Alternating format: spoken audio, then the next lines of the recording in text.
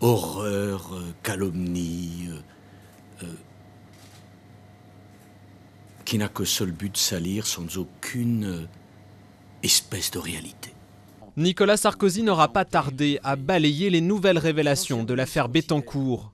Dans une interview au site Mediapart mardi, l'ancienne comptable de Liliane Bettencourt affirme qu'Éric Woerth aurait reçu de la milliardaire 150 000 € en liquide en 2007. L'argent aurait servi à financer la campagne présidentielle du candidat UMP.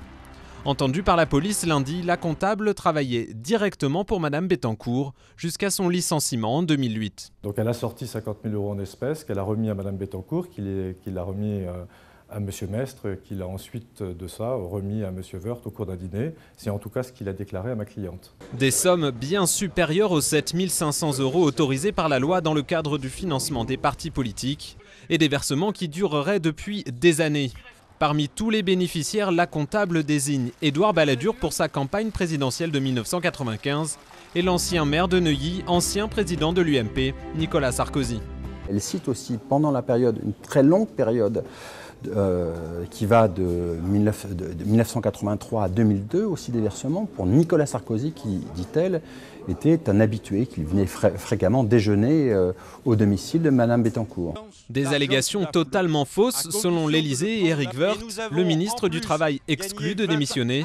La majorité parle de machination politique du Parti socialiste, tandis qu'à gauche, on continue de réclamer une commission d'enquête parlementaire. Nous ne laisserons pas quelqu'un qui n'a commis aucune faute, aucune erreur, se laisser mettre en cause comme il est aujourd'hui à cause du Parti socialiste. C'est de la chasse à l'homme, c'est incontestable.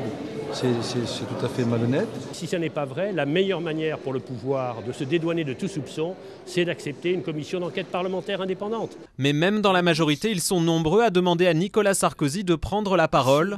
Selon Le Figaro, cette explication publique pourrait avoir lieu à la télévision mardi 13 juillet.